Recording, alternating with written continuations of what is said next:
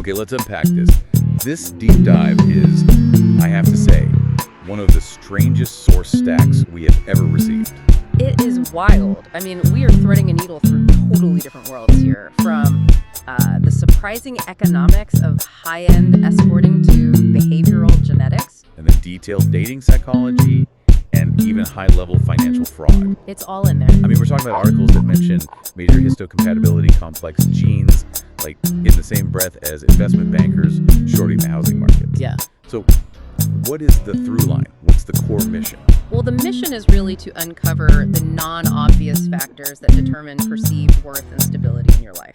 Okay, worth and stability. Exactly. And that worth could be measured in romance, self-respect, your health, or even market success. Across all these fields that seem unrelated, our sources all point to these hidden mechanics of how value is created and how it's maintained. So it's about understanding the kind of the algorithms that are running beneath the surface, driving success and attraction. That's it. The stuff happening well beneath what we normally see. All right, let's start exactly where the sources do, with the dynamics of high-end escorting. Because it gives you this really raw capitalist look at what men with immense resources are actually willing to pay a premium for. Right. We assume that a high rate, say $2,000 an hour, is purely for beauty. But the sources reveal that as a very incomplete picture. Oh, completely. For wealthy men, access to physical appeal it's cheap, it's abundant. Their primary motivation for paying that kind of extraordinary rate is not physical at all. It's emotional. It's emotional security and reliability. Their biggest, most existential fear is that the provider will ruin their carefully constructed life. Their reputation, their business, their marriage. Everything. So that $2,000, it's not really a fee for service. It's more like an insurance premium against drama. Exactly. The value is tied entirely to peace of mind. The professional's job is to guarantee zero future liability. Meaning you show up how? You show up emotionally clear, you're well-rested, discreet, and deeply respectful of the client's time and boundaries. It allows the man to just relax, to feel wanted in his masculine energy, which is something he might not have felt in years at home. So the lesson for you, the listener, is that in any relationship, personal or business, that reliability, that preparation, emotional clarity, those are really high-value commodities. For sure, and if that's the premium people will pay to get value, let's look at how people maintain their own self-worth. By setting boundaries. There's that one story in the source material about turning down an offer of, $10,000 a month for exclusivity? Yeah, from a man worth $70 million, and the reason for turning it down was that it felt insulting, stingy even, so they walked away. And that decision is crucial, isn't it? It teaches other people what your self-worth is. It's everything. If you say yes to something that undervalues you, you're signaling that your floor is low. You're essentially telling that man, I accept low effort and low investment. And if they had accepted it, that expectation would have been set. And you'd end up in that awful scenario where years later you get a cheap blender from the clearance aisle for your birthday. Because they believe that's all you require. Saying no protects your value. It earns respect in the long run. This brings us directly to a really painful dynamic covered in the sources. The nice guy problem.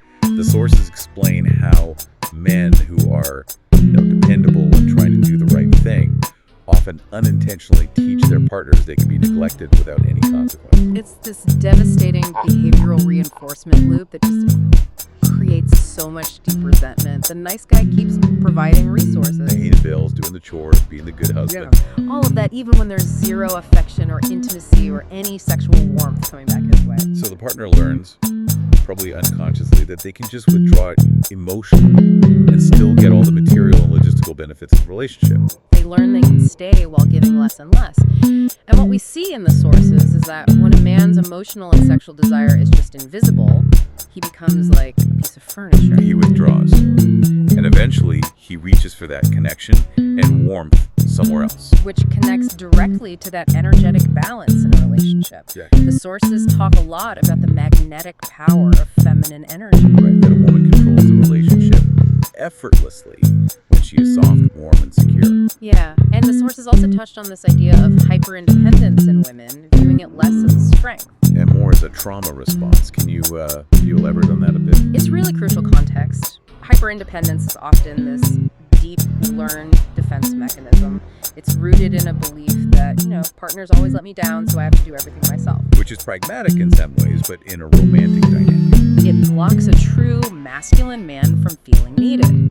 It removes his purpose in a way he can't provide.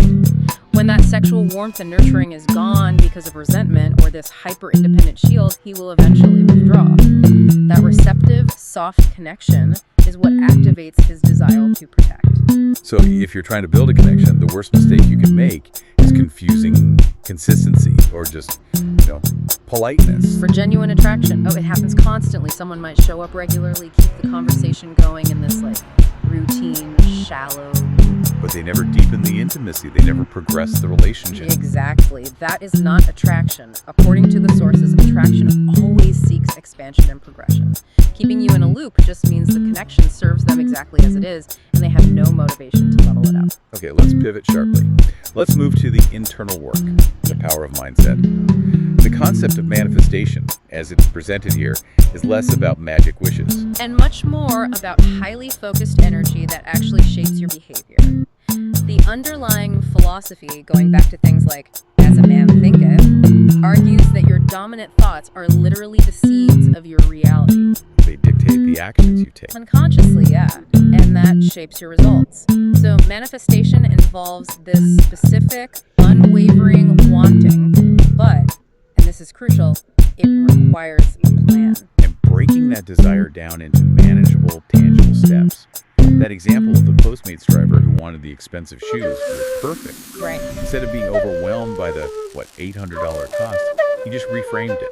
He committed to doing one extra delivery every single day to put the money aside. It wasn't magic. It was focused effort driven by a clear internal vision. That's the key. Manageable milestones create consistent action.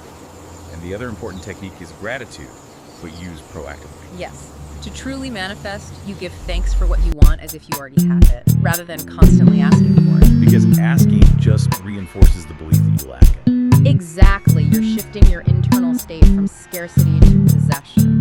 We also looked at the power of emotional processing. Sure. The sources talk about trauma and trapped negative emotions as, physical blocks that need to be removed. Yeah, the metaphor they use is so helpful. Trapped negative emotions, unaddressed traumas, they're like a glass of water that eventually overflows. And spills over into physical or mental disease. Right, so releasing this emotional energy, just becoming conscious of the stress you're holding, is essential. It removes blocks to abundance. The source likened it to demagnetizing a credit card. You wipe the negative data that's blocking the flow. So let's bring this internal work back to relationships, because this is where it gets really, really interesting. The shift into high-value self-respect. What's the true cost of honoring your boundaries? Well, the critical realization is this. Love that requires you to disappear or to shrink yourself is not love. It's control. It's an unsustainable demand. Totally. And when you stop shrinking and you start honoring your boundaries, the people who benefited from your old way of being, from your over-functioning and your lack of those, they will call you difficult. They'll say you've changed. You've changed, and that must be incredibly painful. So how does the source guide us through that specific conflict? When someone you love accuses you of changing for the worse. Well, the sources are very clear on this. They're reacting to the loss of access, not to some failing on your part. High-value feminine energy, in this scenario, doesn't argue. It doesn't chase for clarity or beg for reassurance. It creates distance. It creates distance, it's self-respect. It steps away when something consistently doesn't feel right and lets the other person feel the consequence of that boundary. And this internal stability, the self-mastery, it has a direct hardline link to the expert take on male commitment.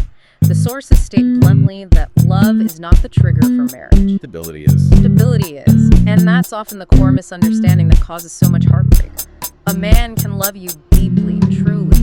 But he will not commit, he will not propose if his career, his finances, his whole sense of direction feels messy. His brain, according to this analysis, requires that sense of a stable, secure foundation before he can build a permanent structure with you.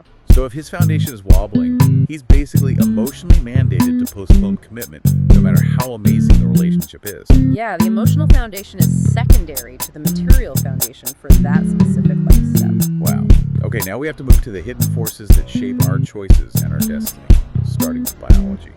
Turns out, your attraction preferences are being dictated by your hormones and your literal smell receptors. That's right. Research shows that near peak fertility, women's preferences shift predictably. They shift towards men who exhibit more masculine or dominant traits. But the most surprising mechanical determinant is scent and genetics. Absolutely. Our biology uses scent to detect genetic compatibility, specifically men with different immune system genes than your own. Which, of course, leads to stronger offspring because of that genetic diversity. So if you genuinely like a man's natural scent, your biology is doing some seriously complex genetic math for you. It's a really elegant system. But here's the major caveat the sources highlight. If you are taking hormonal birth control, it dramatically flips this preference. It flips it. How? Instead of preferring a man with a complementary immune system, you prefer one with a similar immune system. The pill mimics pregnancy, and the pregnant brain seeks genetic similarity, like nearby male relatives, for safety, not for mating. So when you go off the pill, that preference can reverse, which would explain a lot of relationship confusion down the line. A lot of confusion, yes. Biology dictates so much, and our sources also dug into how genetics profoundly influences massive public health outcomes, specifically looking at obesity among poor populations. And this is where we have to be really careful just reporting exactly what the behavioral genetics literature presented. Of course. The finding is that genetics is profoundly important for life outcomes, just across the board. The hypothesis presented is that two personal traits, a high food drive and low trait conscientiousness, are the biggest determinants of obesity in poor people. Okay, for our listeners, what exactly does low trait conscientiousness mean here? So conscientiousness is the personality trait that covers impulse control, diligence, orderliness, planning for the future. Got it. The sources argue that in our modern world, where affordable, hyper-palatable food is everywhere, having a high food drive combined with low conscientiousness is a powerful, unforgiving environmental multiplier. So you're biologically programmed to want the food, and then you're psychologically less equipped to stop yourself. That's the argument. And the source material contends that this combination of internal traits, not just sociological variables like food deserts, are the primary factors here. They could explain the vast majority of the variation. Wow, that is the contention. The idea is that systemic efforts to change the food landscape matter, but maybe they matter substantially less than many people assume, especially compared to the impact of those biological and psychological traits. It's a really sobering look at how deeply constrained some outcomes are by genetics interacting with the modern environment. Speaking of constraints, we have to pivot now to the highest level of unforgiving systems: systemic financial failure. Let's look at the 2008 financial crisis as it's described in the source material. Yeah, this is where these huge, complex systems just override individual effort. The sources describe the banks engaging in massive fraud and, well, stupidity. Specifically by creating and then shorting the housing market with these complex instruments, credit default swaps. Right. They're essentially betting against their own customers. So when the crisis hit, the taxpayer bailed them out. What was the end game, according to the source material? The outcome was that the banks took the bailout money, they immediately paid themselves enormous bonuses. They successfully lobbied Congress to kill any meaningful reform and oversight. And then, according to this analysis, they blamed immigrants and poor people for the housing collapse that they started. That puts the whole struggle for self-mastery in such sharp relief, doesn't it? Yeah. You can work meticulously on your boundaries, your thoughts, your body. But you are constantly running into these powerful systems, whether it's your own biological programming or rigged economics, that are often just ruthlessly designed to extract value from you.